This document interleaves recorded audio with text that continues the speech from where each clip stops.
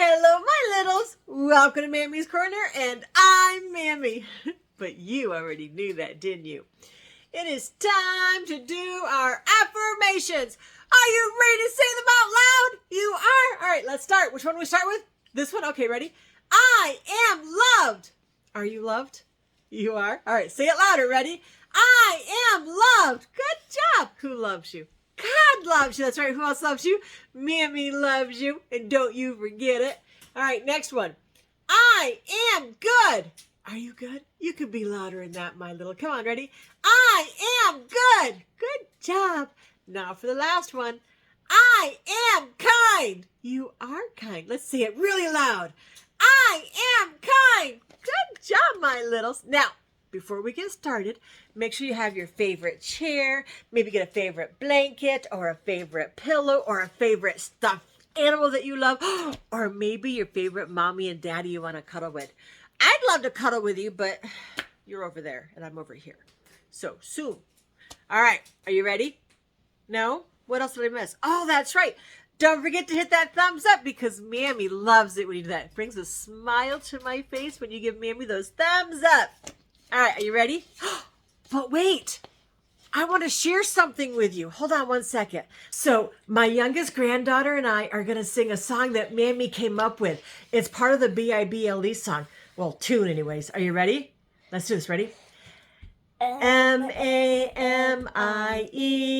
Yes, she's the one for me. She reads a story from a book or two. She's Mamie. Yay! Thank you, darling.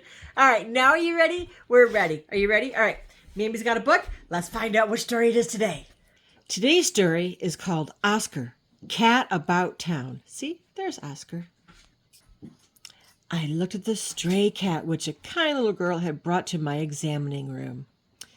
He was very pretty with stripes of auburn, gold, and gray, but he looked terribly thin and ill. The little girl said that nobody knew where the cat had come from, so she left him with me. With my wife Helen by my side, I examined him thoroughly and found that he was suffering from starvation.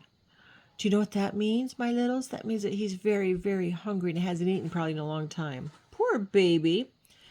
But the strange thing was that he purred loudly all the time. Aw, that's so sweet. He's so weak that he can hardly stand, but he's purring, I said. You can see he's a good-natured cat. Poor kitty cat.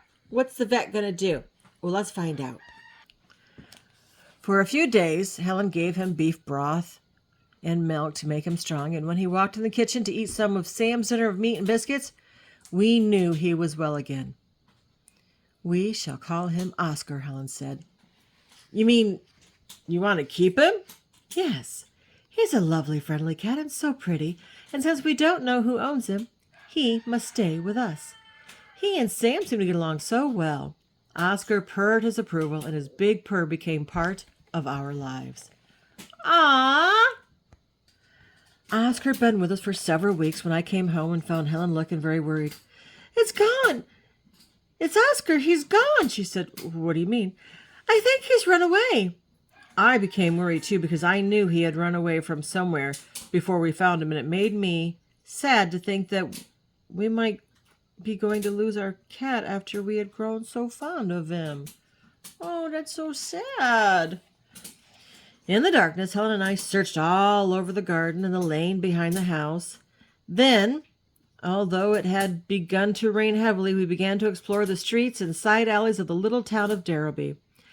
After 2 hours, we could not find him, and Helen had tears in her eyes. I think we'd better go home, Jim, she said. He's gone. I know he has. Oh, that's so sad. It breaks Mammy's heart. Oh. On our way home, we passed the brightly lit window of the Women's Institute Hall. I stopped suddenly. I think I see Oscar in there, I cried. We both peered in through the window, and to our delight, we could see our cat among the ladies. Do you see the cat in there among the ladies? Yeah. All right. Do you see him? Right there. Pretty cool, huh? We ran inside.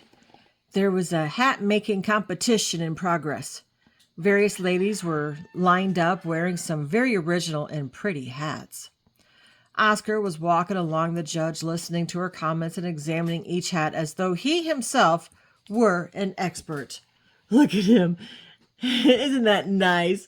He's involved in it. Oh, my goodness. When we were able to reach Oscar, he was delighted to see us and purred and rubbed our legs. One of the ladies said that he'd been there for the whole evening and had seemed to enjoy himself thoroughly. Aw, look at that. Maybe he's after a bird. Even though it's a fake bird, that's so funny. Oh my goodness. It was lovely to have him back, but one afternoon, a week later, he disappeared again. Helen and I looked everywhere, and again we were just giving up hope when we heard two women speaking as they came out of Derby's town hall. Did you see that funny cat in there? One of them said, laughing. I've never seen one like him. Helen and I looked at each other, then hurried into the hall where a rummage was taking place. Oh, like a garage sale. And there was Oscar right in the thick of things. Oh my goodness. Isn't that just so silly? He was stepping daintily along the display tables. Daintily means very gently. Inspecting the old shoes, books, pictures, ornaments, crockery, and he looked really happy. Now and then he cocked his head one side when something caught his fancy. Something caught his attention. Once more, it was clear that he was enjoying every moment, and we didn't want to disturb him. But the sale was soon over, and he greeted us with joy. What a silly kitty, huh? When he went missing again on the following Saturday, we were not so worried because we knew he would be at some gathering. Derby School is playing Wickley School at soccer today, Helen said. We rushed around the soccer field, and as we expected, Oscar was there among the spectators, running along the line, following the ball, jumping up and down to cheering. We let him enjoy himself for a while before bringing him home, and then we had a chat by the fireside. Look at the kitty. Oh, my goodness. He was just enjoying the game with all the other kids, huh? Yay! Now we know, said Helen. I nodded. Yes, when he disappears, he isn't running away at all. He's just visiting. He likes getting around. He loves people, especially in groups, and he's interested in what they do. He's a natural mixer. Helen looked down at our cat. Of course, that's it. He's a socialite. Exactly, a high-stepper. A swinger. A cat about town. We both laughed, not only because it was a funny idea, but because we were relieved that Oscar wasn't going to run away after all. Oscar seemed to be laughing too, as he looked up at us, adding his loud, throbbing purr to the merriment. Ah, look at Oscar. We were all happy, and everything seemed to be perfect. But a few days later, we received an unexpected blow. Oh, no! I was finishing my office hours.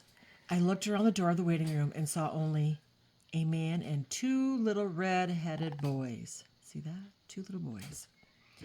Helen came in and began to tidy the magazine on the table. The man had the rough, weathered face of a farmer, and he twirled a cloth cap nervously in his hands. Mr. Herriot, he said, my name is Sep Gibbons, and I think you've got my cat. Oh, what makes you think that? I asked in surprise. Well, when we moved from Derby to Wickley, the cat went missing. We thought he might be trying to find his way back to his old home. We hunted everywhere, but we couldn't find him. My boys were heartbroken. They loved that cat. But why do you think we've got him? Well, my boys were playing soccer here last week, and they are sure they spotted him watching the game. He always liked to be with people, go to meetings and social events. So I just had to come and find out. The cat you lost? I asked. What did he look like? Sort of tabby with the gingery stripes. He was very handsome. My heart thumped. That sounded very like Oscar. Oh, no. I could see that Helen was scared, too. Just a moment, she said. Oscar's in the kitchen. I'll bring him through.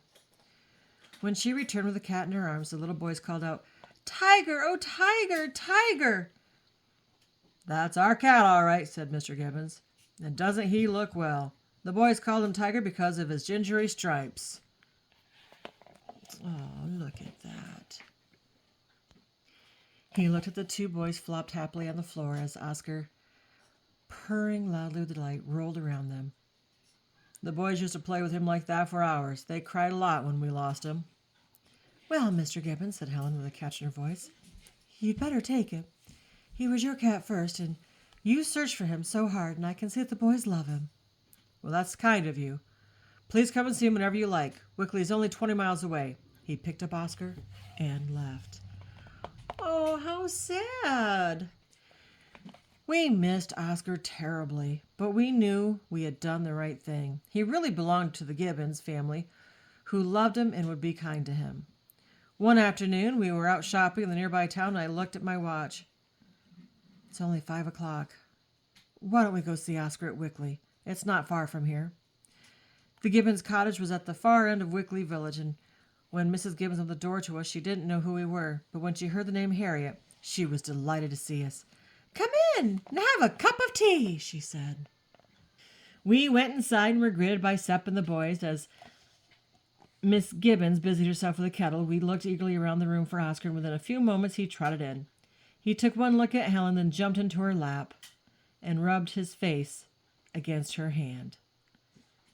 He knows me! He knows me! Helen cried in delight. Yes, Sepp said. You were kind to him, and he'll never forget you. And we won't either. I tickled the cat's cheek as he lay curled happily on Helen's lap. However, about a half an hour, he gave her a final rub and purr, then jumped down and trotted from the room into the back garden. Mrs. Gibbons laughed. He still goes visiting. Let's see, Thursday, isn't it? That's when he goes to the brass band practice at the village hall. It was just next door, and he slips through a hole in the hedge. Oh, let's go see him, Helen said. We'll pop round there when we finished our tea, said Miss... Oh, sorry. We'll pop round there when we finish our tea, said Mrs. Gibbons. Mimi messed up, sorry.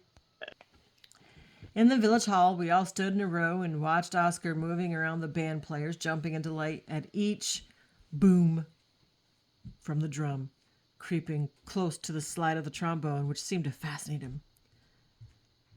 Oh, there's Oscar, I said. There's Tiger, said one of the boys, and we all laughed. Doesn't matter what we call him, said Sepp. He belongs to all of us now. Aww. The end. I hope you like that story. Oh, that was nice that two families got to save the kitty cat, whether they call him Oscar or Tiger. Oh, my goodness. But he was a real socialite. Do you like to socialize with people? Mammy does. All right, it is time to close it up. But before I go, who loves you? That's right. God loves you. Who else loves you? Mammy loves you. Shh. But Mammy loves you bestest. Until next time, my littles, be good and be kind.